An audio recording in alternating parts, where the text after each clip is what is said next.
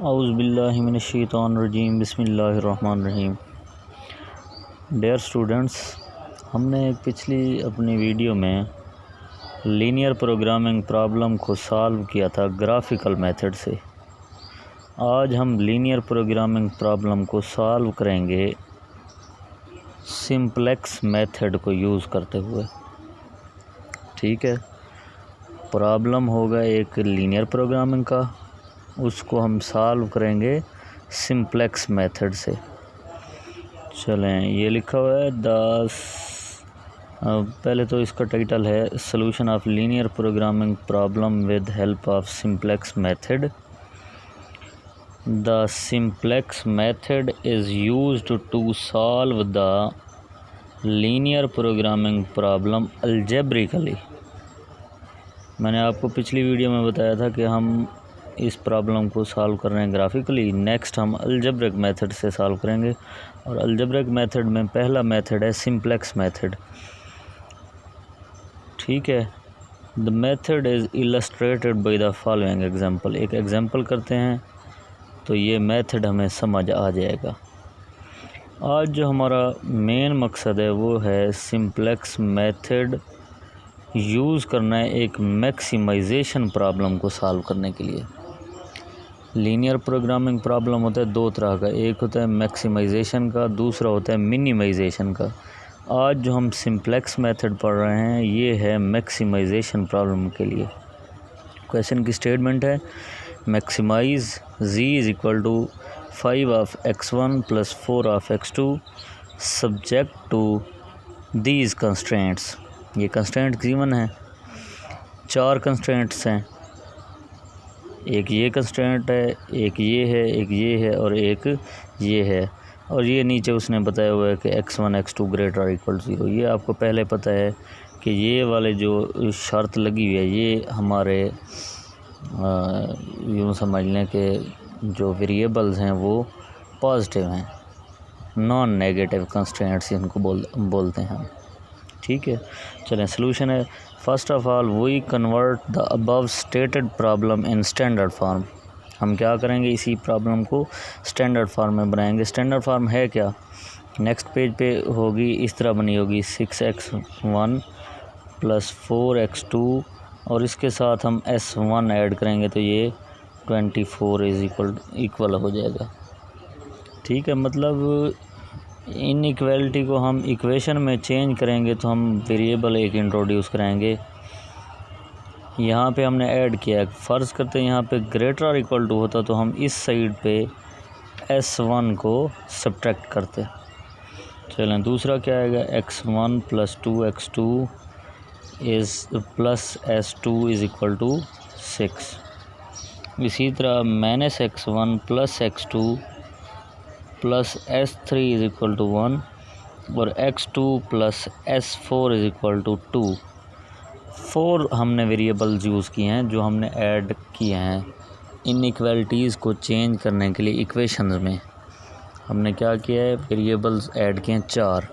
तो अब हमारा ये जो फंक्शन होगा ना z वाला, इसमें भी हम यही s1 s2 ऐड करेंगे, लेकिन इनका जो इम्पेक्ट है ना वो z पे ना पड़े। इस तरह इंट्रोड्यूस कराए हमने 0s1 0s2 0s3 0s4, लेकिन 0 जब हमने लिखा है तो इसका मतलब ये z पे कोई इनका असर नहीं पड़ेगा।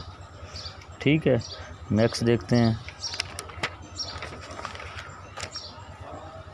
अच्छा, z की शक्ल बन जाएगी इस तरह, ये पीछे मैंने बता दिया, ये सारा कुछ वैसे का वैसे लिखा हुआ है।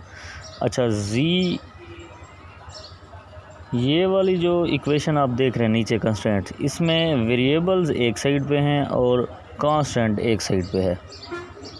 वेरिएबल्स को हमने एक साइड पे रखना है और कांस्टेंट को दूसरी साइड पे। तो इसी तरह अगर इस इक्वेशन को हमने इसी फॉर्म में लेके आना हो तो ये सारे वेरिएबल्स हैं, ये z भी वेरिएबल है, तो ये सारे उधर जाके नेगेटिव हो जाएंगे। मतलब ये लिखा जाएगा z minus 5x1 minus 4x2 plus 0s1 सारा इज़ इक्वल टू 0 लिखेंगे। भाई ये सारा काम इधर लेके हैं हम, तो ये हमारी इक्वेशन बन जाएगी जिसमें तमाम वेरिएबल्स एक साइड पे हैं और कांस्टेंट एक साइड पे है।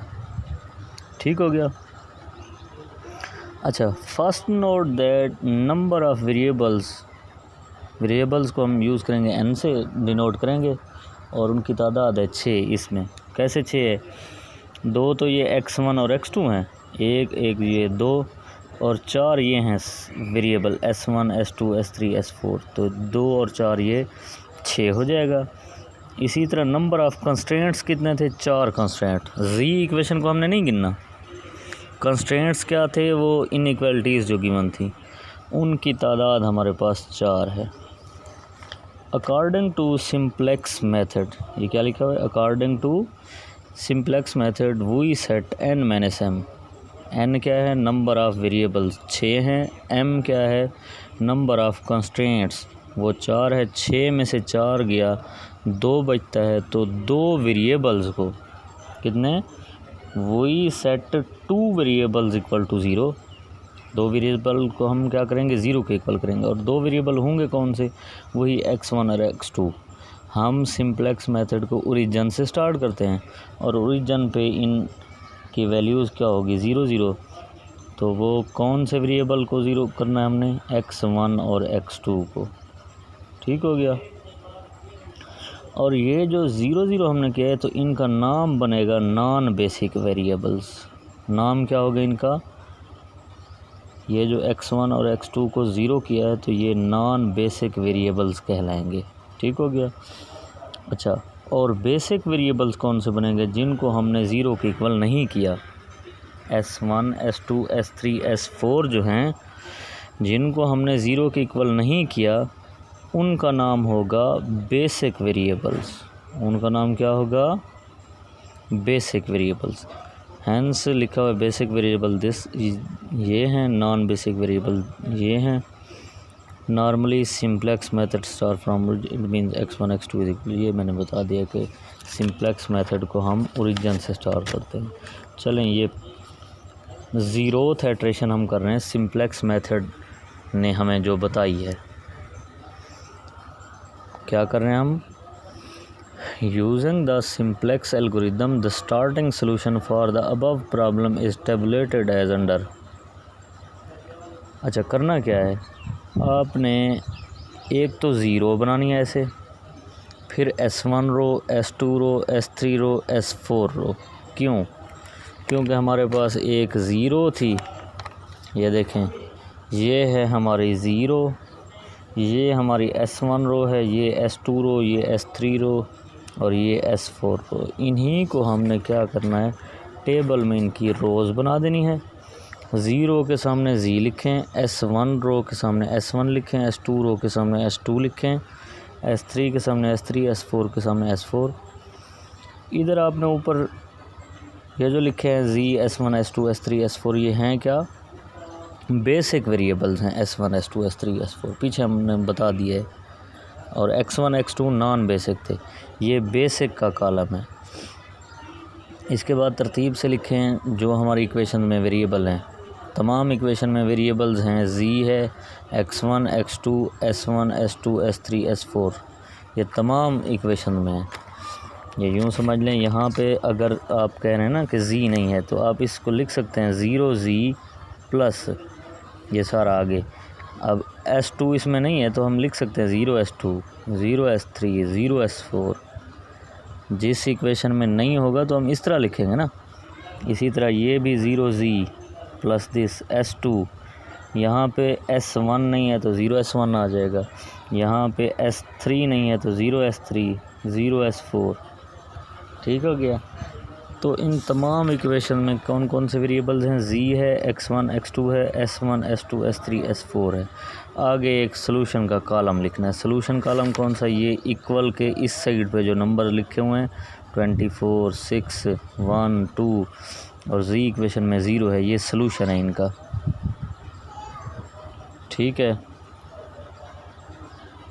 अच्छा, अब क्या करना है हमने? इनके कोएफिशिएंट्स लिखने हैं। z इक्वेशन में z है तो z का कोएफिशिएंट 1 आ जाएगा। z इक्वेशन में x1 क्या है? -1 5 है, x2 -4 है, S1 उसमें नहीं है 0 लिखेंगे, S2 नहीं है 0, S3 नहीं है 0, S4 नहीं है 0, और ये बराबर के इस साइड पे अगर 0 लिखा हुआ है तो वो सॉल्यूशन कहलाएगा।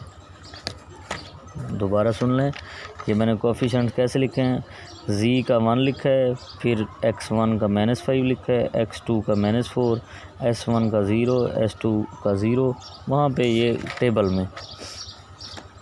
इसी तरह S1 रो के देखें, उसमें z है, z नहीं है 0 लिख देंगे, x1 है उसमें g है 6 है 6 लिखेंगे, यहाँ पे 4 लिखेंगे, और उसमें S1 रो में S1 है इसलिए यहाँ पे 1 लिखेंगे। S1 है कितना 1 S1, S1 है कितना 1 S1, तो 1 लिखा है। S2 नहीं है इसमें 0, S3 नहीं है 0, S4 नहीं है 0, ये 24 आ जाएगा। इसी तरह S2 रो जो है उसमें z तो नहीं है, x1 1 है, x2 2 है, s1 नहीं है, s2 रो में s1 नहीं है, s2 है 1 लिखेंगे उसके नीचे। इसी तरह s3 नहीं है, s4 नहीं है, और ये उसका सलूशन जो है वो 6 लिखा हुआ है। ये देखें दूसरी इक्वेशन में, मतलब s2 रो में, s2 रो का सलूशन क्या है 6 है। इसी तरह आप नीचे लिख लेना ये सारा कुछ।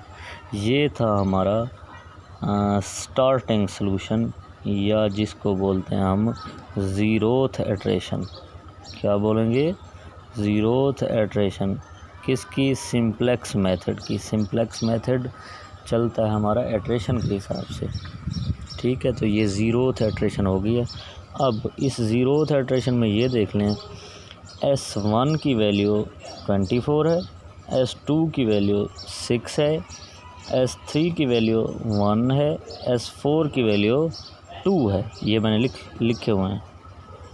और z क्या है यहाँ पे, z सॉल्यूशन उसका क्या है 0, तो z इज़ इक्वल टू 0, ठीक है। This is the starting solution of our problem.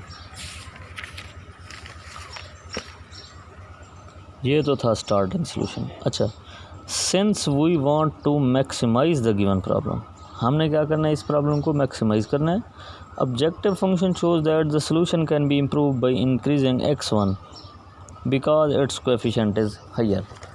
या अगर z फंक्शन की शक्ल देखें, z है हमारा 5x1 + 4x2।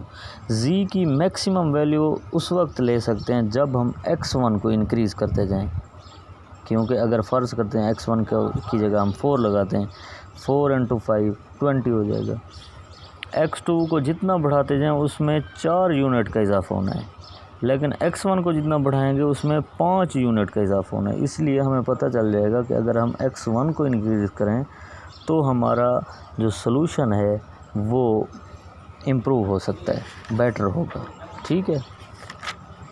अच्छा, तो यही लिखा है कि the solution can be improved by increasing x1 because its coefficient is higher.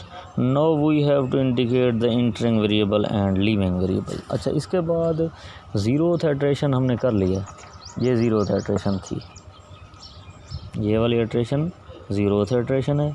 अब हमने नेक्स्ट इटरेशन पे जाने से पहले, नेक्स्ट इटरेशन फर्स्ट इटरेशन पे जाने से पहले हमने क्या करना है, लीविंग वेरिएबल और इंटरिंग वेरिएबल की निशानदेही करनी है। इसी टेबल से ज़ीरोथ इटरेशन की जो टेबल बनी हुई है उसी में से हमने क्या करना है, इंटरिंग वेरिएबल और लीविंग वेरिएबल की निशानदेही करनी है। अच्छा, इसमें इंटरिंग वेरिएबल कौन सा होगा, ये यूँ समझ लें, ज़ीरो में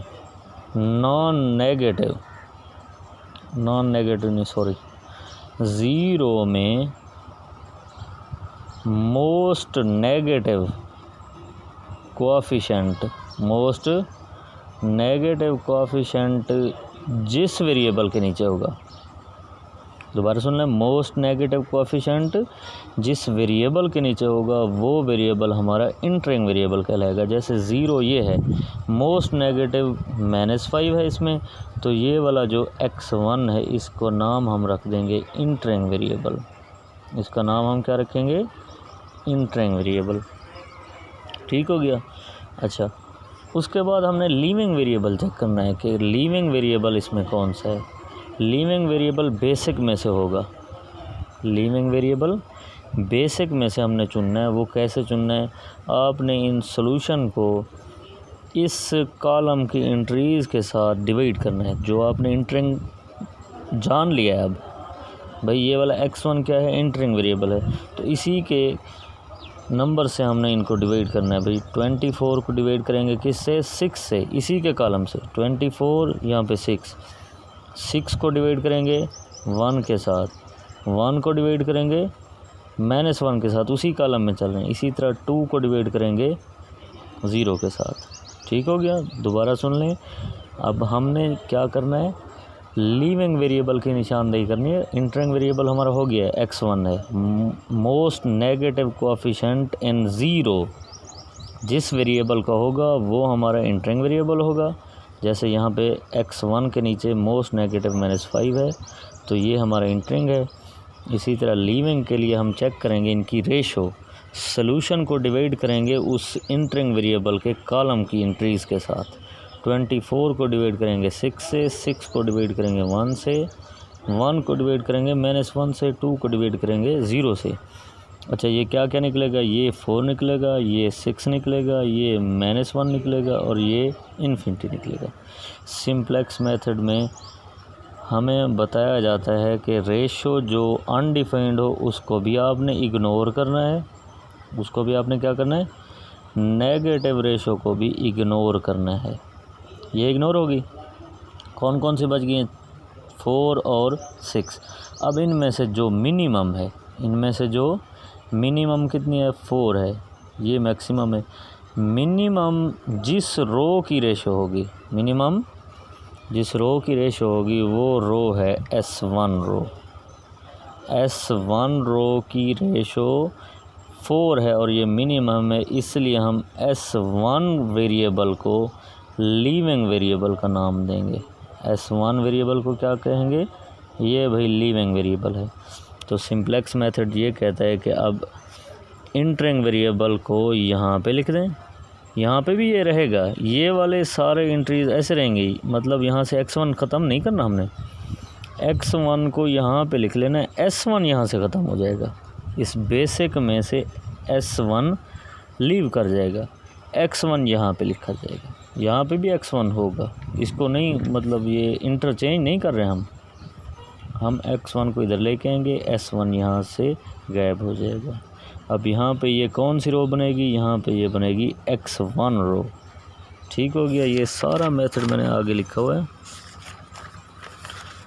ये देखें। ये इंटरिंग और लीविंग वेरिएबल को चेक करने के लिए हमने देखा है, भाई रेशो बनाई है, since in the ratio column, minimum ratio is of S1 row which is 4, so S1 is leaving variable. ये देख लें, हमने बता दिया।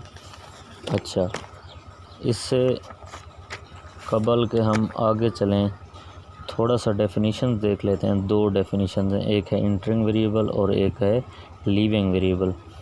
इंटरिंग वेरिएबल क्या है, in maximisation problem entering variable will correspond with the most negative coefficient in the objective equation, Z equation. मैंने बता दिया, सारा कुछ पीछे बता आया हूँ कि जी इक्वेशन में मोस्ट नेगेटिव कोएफिशिएंट कौन सा होगा, इंटरिंग वेरिएबल का होगा। ठीक हो गया। इसी तरह अब लीविंग वेरिएबल क्या है, the leaving variable is 1 which correspond to minimum ratio, which correspond to, अच्छा मिनिमम रेशो, आगे ब्रैकेट में लिखा हुआ ignoring negative and undefined number, ये भी मैं पीछे बता चुका हूँ। Which is obtained by dividing the solution column with the value of entering variable column। वही बात, सोल्यूशन कॉलम को उस इंटरिंग वेरिएबल की एंट्रीज से हमने डिवाइड करना है, वो रेशो निकलेगी। ठीक है, इंटरिंग वेरिएबल और लीविंग वेरिएबल की डेफिनेशन भी मैंने आपको बता दिया, और पीछे इस क्वेश्चन में इंटरिंग वेरिएबल और लीविंग वेरिएबल की निशानदेही भी कर ली है। नेक्स्ट देखें, अब ये फर्स्ट इटरेशन है, नीचे फर्स्ट इटरेशन लिखी है, फर्स्ट इटरेशन। उसमें हमने क्या किया है, उसमें हमने वही बात बताई है कि ये इंटरिंग वेरिएबल है और ये लीविंग वेरिएबल है। आगे इनकी जगह चेंज करनी है, ये अब पिवट रो बन जाएगी, ये पिवट कॉलम बन जाएगा, जो हमने निशानदेही कर ली है। ठीक है, नेक्स्ट चलते हैं। अब हमारी जो न्यू रो होगी, हमारी जो न्यू रो बनेगी यहाँ पे, अब वो बनेगी x1 रो। वो कैसे बनेगी, अब उसकी ध्यान रखें। पिवट रो और पिवट कॉलम के इंटरसेक्शन में ये नंबर आ रहा है 6। अब ये जो S1 रो है ना, इसको आपने 6 से डिवाइड कर लेना है, मतलब यहाँ पे आपने 1 लाना है। यहाँ पे क्या लाना है हमने, 1। अब बना क्या रहे हैं हम, x1 रो बना रहे हैं, नई x1 रो। वो कैसे बनेगी, करंट S1 रो को डिवाइड करना आपने 6 से, बस। ठीक है। नेक्स्ट इटरेशन में जाने के लिए हम यहाँ पे ले के आना चाहते हैं x1 रो, और x1 रो कैसे आएगी, नई x1 रो। करंट S1 रो को आपने डिवाइड करना है 6 से, वो आगे लिखा हुआ है, देखें। Now we use Gauss row operation as follows, replace S1 in the basic column with x1। Replace करना है न्यू x1 रो। कैसे बनानी है, करंट S1 रो को डिवाइड कर लेना है 6 से। ये देखें 1/6 और ये 06410, ये वही S1 करंट रो है। ठीक है। अब 0 को डिवाइड करेंगे 6 से तो 0 आ जाएगा, 6 को डिवाइड करेंगे 6 से 1 आ जाएगा, 4 को डिवाइड करेंगे 6 से 2/3 आ जाएगा। इसी तरह सारी एंट्रीज बन जाएंगी आगे। अब तमाम रोज़ हमने दोबारा वही कैलकुलेट करनी है। न्यू x1 रो हमने बना ली है। अब हमने क्या क्या बनाना होगा, 0 कैलकुलेट करनी होगी, S2 रो हमने कैलकुलेट करनी है, S3 और S4 रो। तो न्यू 0 क्या बनेगी, करंट 0, ये देख लें आप पीछे। अब ये 0 बनानी है ना हमने, तो वो इसी 0 को माइनस करना है, हमने माइनस करना है। और -5 इंटू न्यू x1 रो, -5 इंटू ये जहाँ पे -5 लिखा हुआ है, 0 ये पूरी -5 इंटू न्यू x1 रो जो हमने बना ली है ऊपर। ठीक है। न्यू 0 का फार्मूला सुन लें, करंट 0 माइनस ये वही कोएफिशिएंट आएगा उसी का जो हमने कॉलम बनाया हुआ है इंट रैंक का, इंटू न्यू x1 रो, मतलब ये ज़रा खाएगा इससे -5 से। तो ये देखें, ये हमारी करंट 0 है, माइनस आएगा, और ये -5, ये क्या है, न्यू x1 रो जो हमने निकाली है, ये वाली। ठीक है। सिंप्लीफाई करते हुए यहाँ तक पहुँचेंगे। इसी तरह न्यू S2 रो कैसे आएगी, करंट S2 रो -1 इंटू न्यू x1 रो। ये देखें, ये S2 है ना, ये न्यू S2 रो कैसे बनेगी, इसी रो को माइनस करना है हमने 1 इंटू न्यू x1 रो। 1 यहाँ पे 1 है, वहाँ पे -5 था तो -5 आया था, यहाँ पे 1 है तो 1 लिखेंगे। ये देखें, यहाँ पे -5 था, यहाँ पे क्या आएगा, 1, उसी कॉलम में से हमने देखा है। अच्छा, तो इसको भी सिंप्लीफाई करेंगे। ये करंट S2 रो है, ये -1 का तो कोई असर नहीं होगा इस पर, तो ये न्यू x1 रो जो हमने अभी निकाली थी, ये सिंप्लीफाई करेंगे। इसी तरह S3 रो कैसे आएगी, करंट S3 रो -1 इंटू न्यू x1 रो। ये देखें, current S3 rho minus into -1 ये वाला आया है। ये देखें, ये जो -1 लिखा हुआ है ये उसी कॉलम में से हमने देखा है। तो इसको भी सिंप्लीफाई करते हुए ये आपकी न्यू S3 रो आएगी। इसी तरह आप S4 रो लेंगे न्यू, वो कैसे आएगी, करंट S4 रो -0 इंटू न्यू x1 रो। ये देखें, इसमें 0 लिखा हुआ है, पिछली टेबल में S4 में यहाँ पे क्या लिखा हुआ है, 0, तो ये 0 के साथ ज़रा खाएगा। तो अब हमारे पास टेबल जो बन जाएगा वो होगा, पहले हम यहाँ पे लिखेंगे 0, ये अब कौन सी रो होगी, S1 रो नहीं होगी, ये अब होगी x1 रो, ये S2 रो, ये S3 रो, ये S4 रो, x1 S2 S3 S4, ये x1 आ जाएगा यहाँ पे। ये हमने न्यू x1 रो बनाई हुई है पीछे, ये 0 हमने निकाली थी अभी, ये S2 रो निकाली है, ये S3 रो, ये S4 रो, ये सारी वैसे हमने जो पीछे निकाली है यहाँ पे लिख देंगे। अब दोबारा देखें, दोबारा हमने उसी तरह फिर नेक्स्ट इटरेशन पे जाने के लिए इंटरिंग वेरिएबल और लीविंग वेरिएबल का इंतखाब करना है।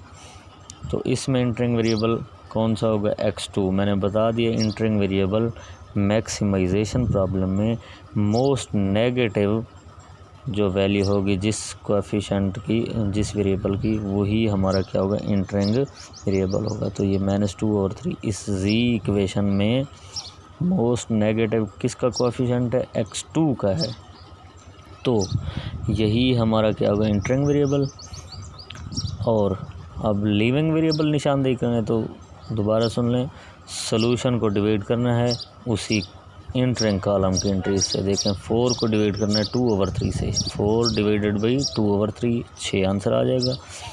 इसी तरह 2 को डिवाइड करना है 4/3 से, 3/2 आंसर आ जाएगा। इसी तरह 5 को डिवाइड करना है 5/3 से, 2 को डिवाइड करना है 1 से, ठीक है, इसकी एंट्री से इंटरिंग वेरिएबल की। तो ये देखें ये 6 आ गया, ये 3/2, ये 3, ये 2।